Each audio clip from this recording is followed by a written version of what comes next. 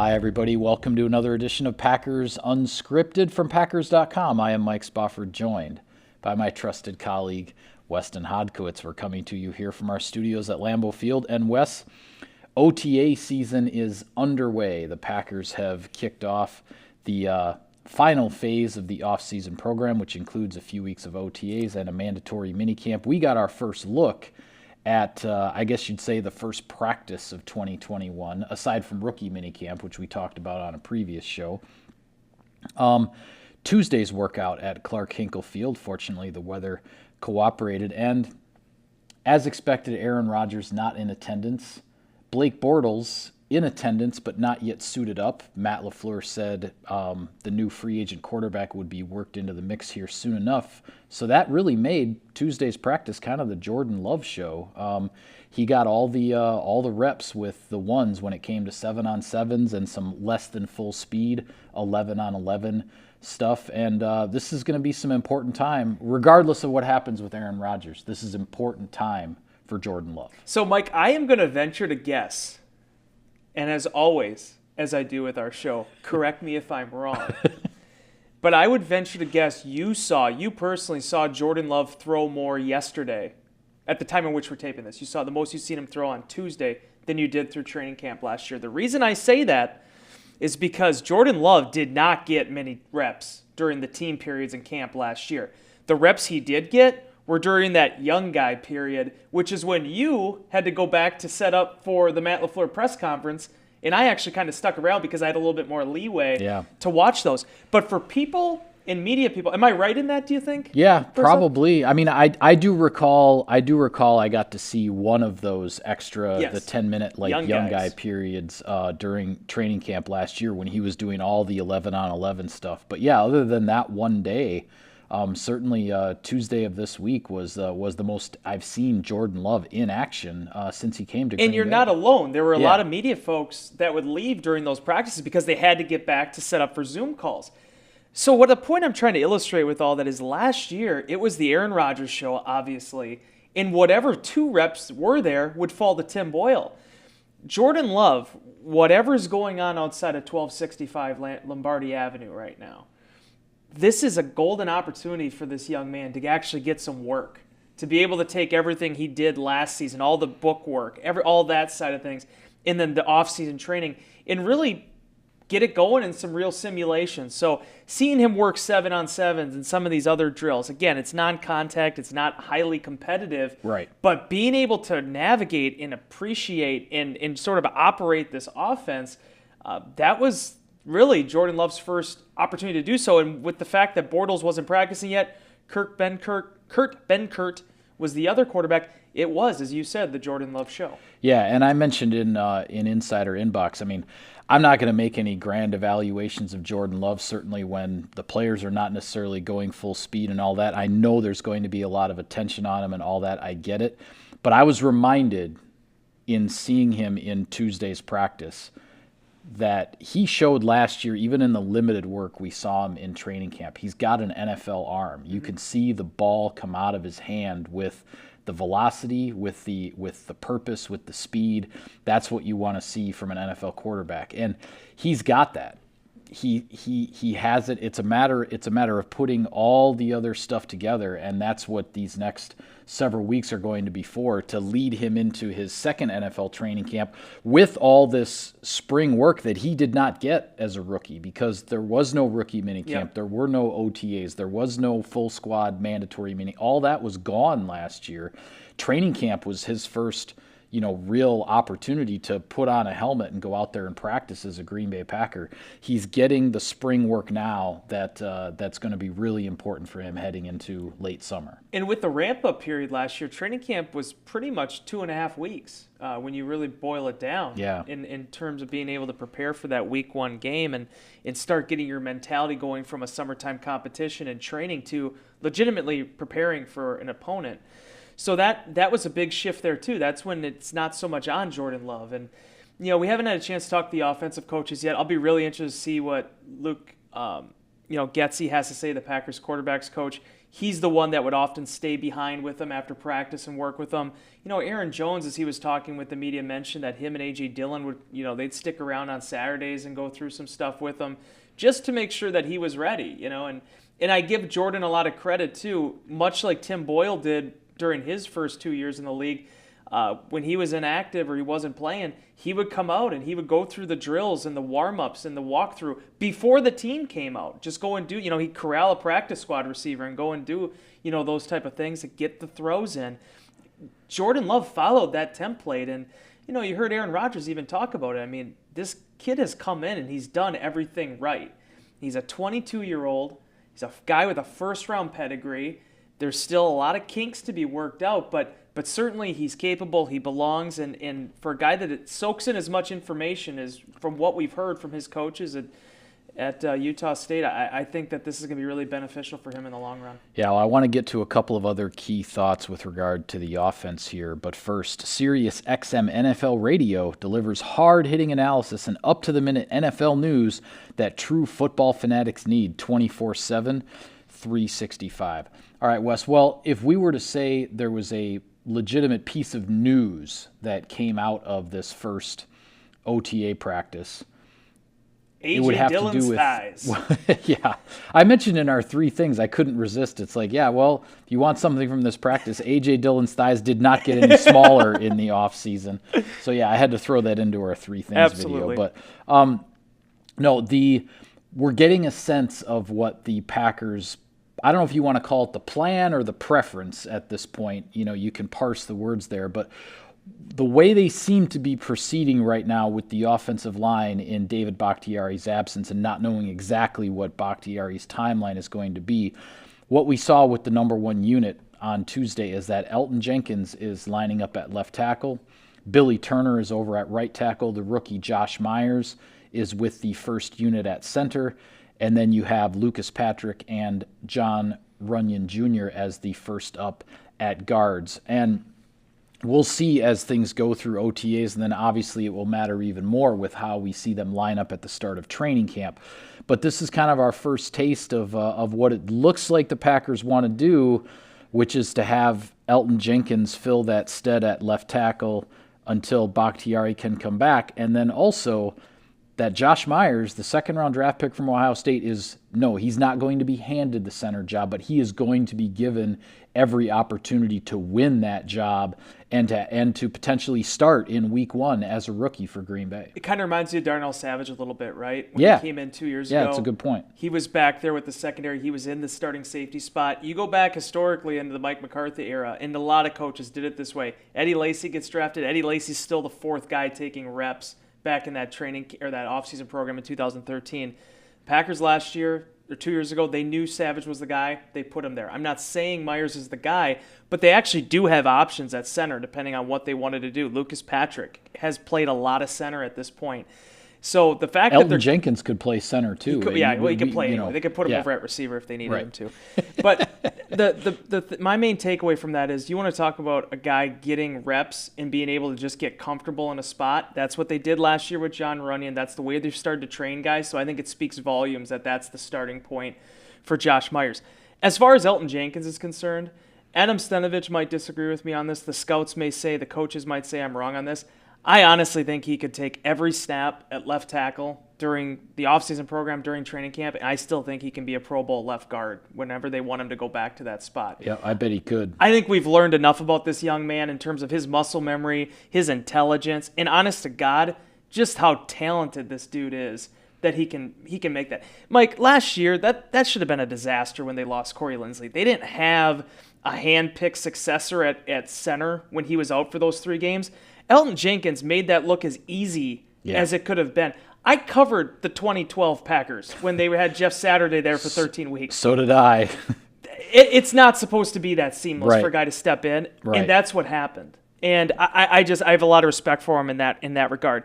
But as far as left tackle is concerned, that's a different spot. You need to get your reps in there, and he's the most qualified of anybody to take him if that's the direction you want to go. And as I'll keep saying, I was really, really, really impressed with Billy Turner last year at right tackle. Yep. I know he's versatile. I know he can play a number of different spots.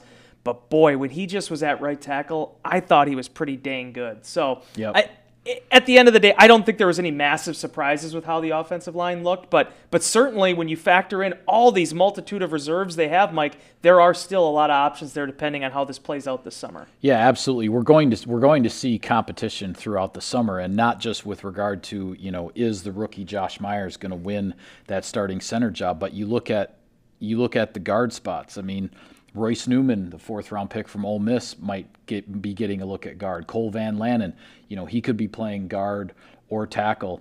I know I'm forgetting some other guys who are. Ben Braden is another guy who's going to be in that mix at guard too. So Yash Nijman. I mean, you talk about Cole Van Lanen.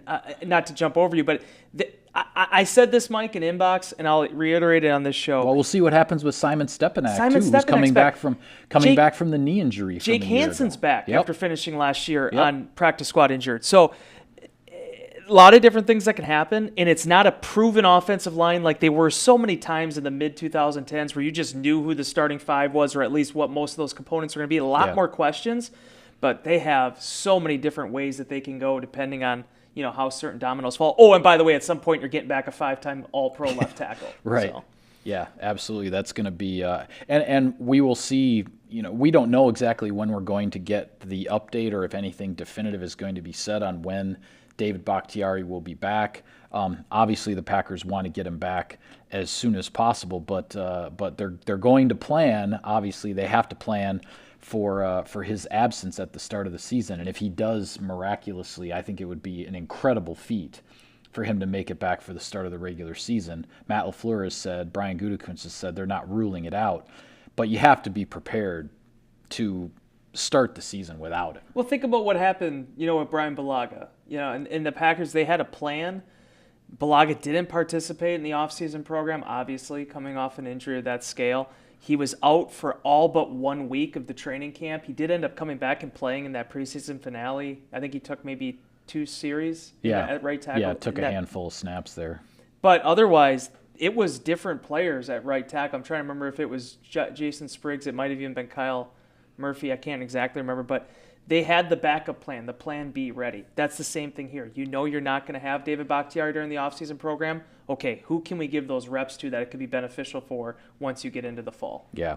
Well, switching gears to the defensive side of the ball, and again, we're not going to be able to tell a whole lot during OTAs. And honestly, I know everything now, Mike. Honestly, we'll see what happens in the preseason games in August in terms of what we see from new defensive coordinator Joe Barry's unit. But we got a sense from the media Zoom calls that we did after practice on Tuesday that there are a couple of things going on here with regard to Joe Barry and having all of these position coaches who are back from the previous regime, and now he's the new guy at the head of the defense. He's kind of using, from what we can understand, he's kind of using these assistant coaches both as evaluators in terms of, okay, tell me what your guys at your positions, tell me what they do best. Here's the scheme. This is the stuff I want to do. Like, who are the guys that can do this? And Joe Barry I'm sure has looked at film and has developed some of his own opinions, but he's going to rely on those views of the position coaches who have been around these guys for at least a year or two, or in some cases longer. But then also, we kind of got a sense from Kenny Clark that there's a little bit of translating going on. Anytime you have a new system, a new playbook, there's different terminology. The language is different. And Kenny Clark was talking about how he's kind of using Jerry Montgomery, his position coach, to explain to him, okay, when we say this, like last year, that's what here was the word for it. There's this translation that the players are using their position coaches to help, complete that circle, to make the transition to the new scheme and to learn the new language, so that by the time you get to the regular season, it's become ingrained and it gets to be second nature. It's an interesting dynamic, I think, because you don't often see a new defensive coordinator come in, but all of the position coaches on his staff are the same guys, who were here previously. That doesn't happen all the time, and I think it could be something that works out really well for Green Bay here. Yeah, honestly with you, Mike, it might be somewhat unprecedented to have a defense where other than a few quality control coaches, everybody's back, other than who the defensive coordinator is. Now, certainly a lot played into those decisions, but I think what the exciting thing is, and I structured this question to both Kenny and Adrian Amos on Tuesday, is that you have a new system, you have a new philosophy, but you have the same coaches being able to relay that information, and also you have a bulk of the same defense that's still together. Yeah. And if nothing else, they've only added to it. Certainly, Raven Green moved on, he's in Tampa Bay, but otherwise, it pretty much looks like the same personnel that they're going to have to pull from, which was a young group to begin with. So you're looking for who's going to be the next Jair Alexander. You're looking for who could potentially be a guy that steps up and surprises you like Chris Barnes did last year. All of those cards are on the table for them right now. But at this point in time, I think being able to understand what the vision is for Barry is going to be the best thing that's going to happen throughout this offseason program for this defense, because it's a top 10 defense now. They were categorically, that's where they fit last season. Yeah. The question is now, can you go from being a really good defense that had moments of greatness to being dominant? Because there is a shift there. We saw it last year with Tampa Bay. We've seen it in past years with the San Franciscos. If you can be a suffocating unit, that's when you dictate the terms of the game and how it's played. And I think there's a lot of confidence inside that locker room that they were close last year, and they hope that this might be the thing that helps them reach that next level. Yeah, absolutely. Well, the other new coordinator the Packers have, obviously, is special teams coordinator Maurice Drayton. And I kind of got a kick out of watching the special teams period in Tuesday's practice, because I know you remember, when Sean Slocum was here as special teams coordinator, and he would wear a headset. Oh, yeah. To be over the PA to sort of bark instructions and this and that. And in Sean's defense, it started as something where he was having a little bit of laryngitis, and so he couldn't yell on the practice field, so they gave him a headset so that he could just talk at like a normal tone, but it would be projected throughout the whole practice field. Well, Maurice Drayton in Tuesday's practice during the special teams period, he doesn't need a headset, he doesn't need a PA, he doesn't need a speaker. You could hear that guy, and everything we heard from Matt LaFleur about the energy, about the voice, about the teacher that is in him, it was all on display during that, whatever it was, roughly 15, 20-minute special teams period in Tuesday's practice. Maurice Drayton is taking charge. And he's clearly trying to create a new sort of culture with regard to how these drills and practices go on special teams on his watch. It was fun. I think that was my main takeaway. Yeah. It was a lot of fun. Even when the special teams period was over, Mo was having fun with some of the media members too, who were trying to do like the establishing shot. You ever watch your evening news for like local news? You have the shot of the football with the player's feet in the background, and then they use that as their first shot. It's just all rudimentary type stuff. That's what they do. Mo comes up and he's like, hey, do you need me to, kind of repositions the ball so you get like the NFL logo on the front, get something really nice, because the media can't do that. He was having fun with it, and you could hear the energy in his voice. And I'll be honest with you, this is not a dig on Sean Menninger or Ron Zook or Sean anybody. And maybe it's only because I was paying more attention to special teams in this practice than maybe I've paid attention to in the past. But boy, those guys knew what they were doing out there. I mean, there was as much as it was more of a pace tempo, a walkthrough tempo, the special teams, they made some changes the way they're structuring drills and how donuts are used and things of that nature. And there didn't appear to be a big holdup there. And that's an impressive thing when you're dealing with 50 to 60 guys in those special teams units, a lot of whom are competing for roster spots or not back from last season. That caught my eye a little bit. And the thing I'm excited to learn more about him and his philosophies, and seeing, you add a guy like Amari Rodgers into the conversation, you get some exciting players that could potentially spark that unit.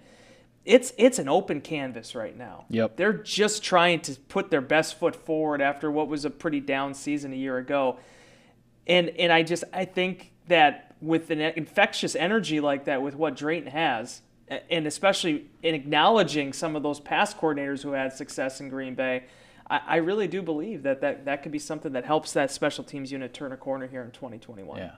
Well, we will get another look at an OTA practice next week. We get to sort of see like one per week here as we go along. How exciting! And we'll see what next week brings, and perhaps another show to talk about our observations. But with that, we're going to call it a wrap on this edition of Packers Unscripted. Be sure to follow all of our coverage of the team through the rest of the offseason program. It's all there for you on Packers.com. For Wes, I'm Mike. Thank you for tuning in, everybody.